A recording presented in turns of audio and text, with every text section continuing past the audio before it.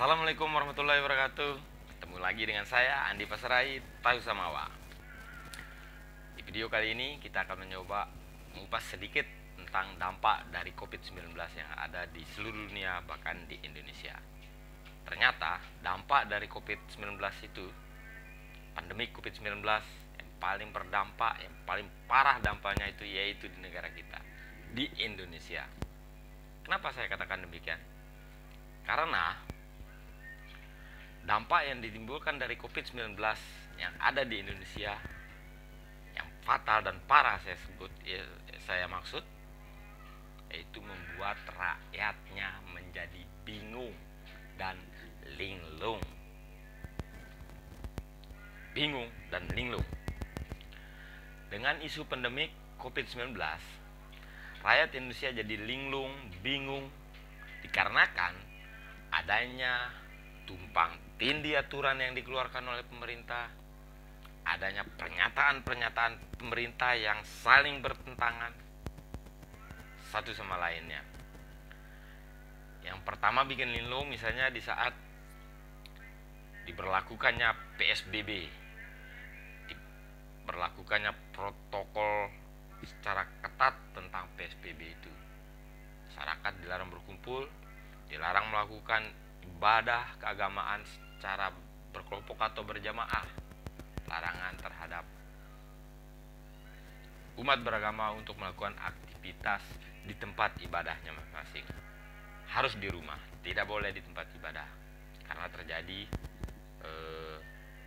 konsentrasi massa di situ. Itu tidak diinginkan pemerintah. Tapi di saat pemerintah mengeluarkan aturan itu dengan tegas, kok tiba-tiba ada konser ya? Pemerintahnya adakan konser, memang dikemas dalam isu kemanusiaan yang sangat wow. Konser kemanusiaan untuk korban COVID-19. Masya Allah, luar biasa, linglung. Kedua, atau berikutnya, pernyataan Presiden Republik Indonesia yang membuat rakyat menjadi wow, senang, gembira dengan adanya new normal atau normal kembali. Sebuah tatanan yang tadinya chaos, carut marut, kita akan menghadapi kehidupan yang normal lagi. Akan tetapi muncul lagi pertanyaan, kenapa new normal? Kenapa dengan new normal itu kita harus memenuhi protokoler yang ketat tentang penanganan COVID-19 itu dari pemerintah, atau adanya standarisasi dari Badan Kesehatan Dunia atau WHO? Kok bisa ya normal tapi ada aturan, ada standar? Padahal yang kami pahami sebagai rakyat jelata, normal itu ya seperti biasa, tidak ada embel-embel di belakangnya. Dan lagi tiba-tiba di saat Presiden Republik Indonesia menyatakan bahwa kita akan menghadapi new normal, disambut oleh rakyat Indonesia dengan gembira, muncul lagi pernyataan seorang menteri yang membuat rakyat jadi kaget, bingung lagi, yaitu kita harus waspada, kita harus lebih patuh terhadap sistem protokoler yang dikeluarkan oleh pemerintah terhadap pandemik COVID tahap kedua, karena lebih berbahaya katanya. Ada normal, ada COVID tahap kedua. Bingung lagi kan? Saya juga bingung. Kok normal bahaya, normal bahaya? Masya Allah.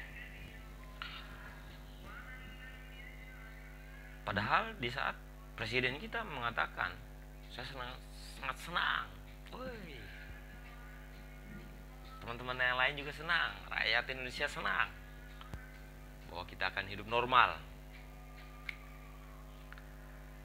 Kita rakyat Indonesia bisa beraktivitas lagi seperti biasa,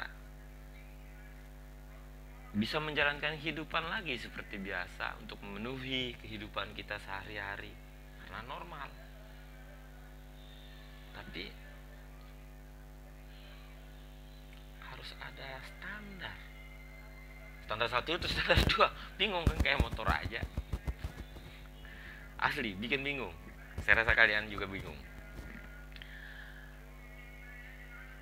Badan Kesehatan Dunia yang mengeluarkan standarisasinya, padahal grafik dari masing-masing wilayah, masing-masing negara berbeda kan. Kenapa harus kita mengacu pada standar yang sama? Yang itu ditentukan oleh WHO. Bingung lagi kan? Saya juga bingung.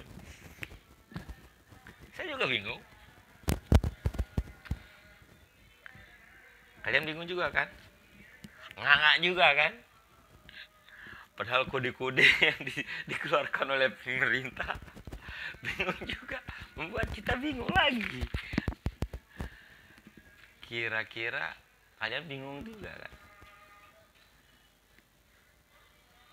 Saya rasa jawabannya bingung juga. Silakan rasakan. Silakan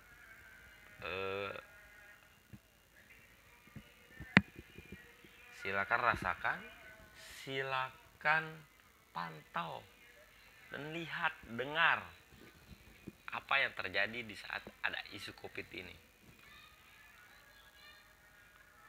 Sampai-sampai penjelasan saya juga bingung ini.